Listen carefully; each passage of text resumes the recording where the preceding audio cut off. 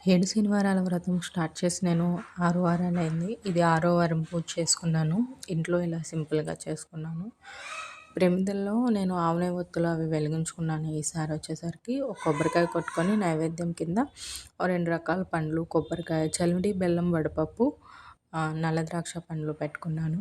ఇంట్లో నార్మల్ పూజ చేసుకొని తర్వాత ఇలా వెంకటేశ్వర స్వామి దగ్గర ఆయనకి తులసిమాల సమర్పించి యూట్యూబ్‌లో వీడియో ఒకటి పెట్టుకొని దాంట్లోనే 5 కథలు ఉంటాయి. 5 కథలు చదువుకొని బియ్యపు పిండితో పిండి దీపాలు చేసుకొని ఇలా సింపుల్‌గా చేసుకున్నాను.